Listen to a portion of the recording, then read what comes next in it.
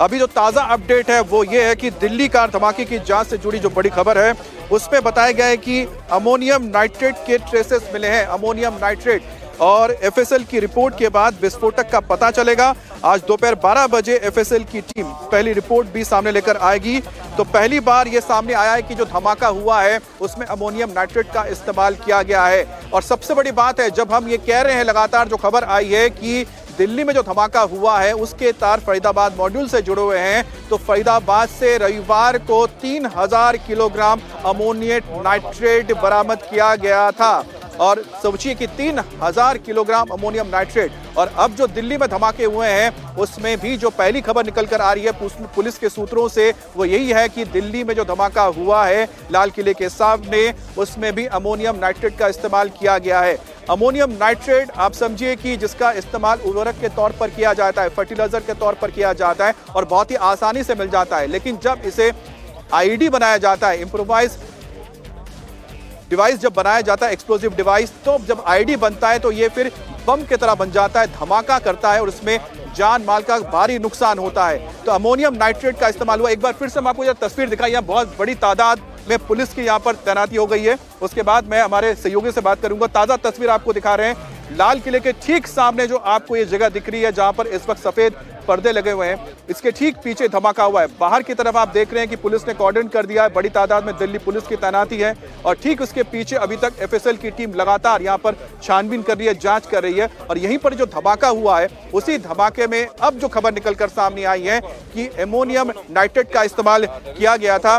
कुमार सोनू हमारे साथ है। कुमार सोनू, क्योंकि फरीदाबाद मॉड्यूल से ये पूरा मामला जुड़ा है और फरीदाबाद से ही 3000 किलोग्राम अमोनियम नाइट्रेट बरामद किया गया था, तो ये जो धीरे धीरे जो ये पुख्ता होती जा रही है बात कि ये पूरा मामला इस वक्त फरीदाबाद मॉड्यूल से जुड़ा है। अभय हमारे साथ जुड़े हुए हैं। अभय, क्योंकि लगातार हम यही बता रहे हैं कि फरीदाबाद मॉड्यूल से जो मामला जुड़ रहा है उसमें एक और पॉइंट जुड़ जाता है, एक और विषय जुड़ जाता है, वो है अमोनियम नाइट्रेट।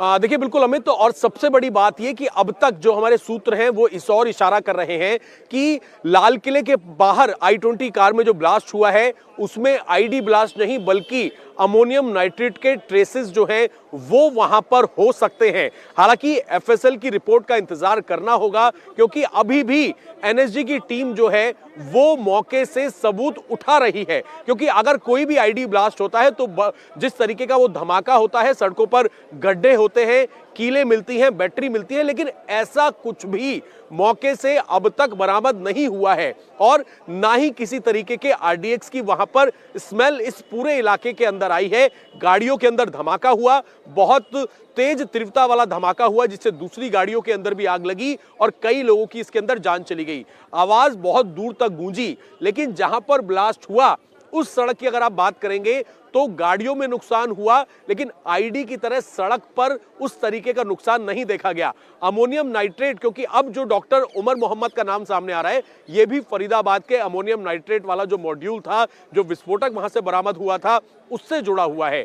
क्या यही गाड़ी में था, इसको लेकर अभी डीएनए की जांच कराई जाएगी, लेकिन शुरुआती तौर पर पुलिस को यह लग रहा है कि ये जो ब्लास्ट हुआ है इस गाड़ी के अंदर अमोनियम नाइट्रेट किस फॉर्म में रखा गया था, क्या किसी चीज में उसे बॉम्ब का रूप देकर रखा गया था या अमोनियम नाइट्रेट को एक जगह से दूसरी जगह पर ट्रांसपोर्ट किया जा रहा था, क्योंकि ऐसा संभव नहीं लग रहा। क्योंकि जब फुटेज खंगाली गई तो ये जो पार्किंग है, आप देखिए रेड फोर्ट की पार्किंग है सुनहरी मस्जिद के पास की, इस पार्किंग के अंदर ये गाड़ी लगभग 3 घंटे रही और जब बाहर निकली तो आगे सिर्फ एक शख्स था जिस पर शक है, जो ड्राइविंग सीट पर था, वो डॉक्टर उमर मोहम्मद हो सकता है। तो अमोनियम नाइट्रेट के ट्रेसेस स्पॉट पर हो सकते हैं, इस तरीके के हमारे सूत्र बता रहे हैं, लेकिन एफएसएल रिपोर्ट आने का इंतजार किया जा रहा है, जो आज रिपोर्ट जो है लगभग 12 से 1 बजे के आसपास एक एफएसएल रिपोर्ट आ जाएगी। और क्योंकि आज गृह मंत्री अमित शाह भी एक बैठक करने वाले हैं और उसके बाद पुलिस की तरफ से या गृह मंत्रालय की तरफ से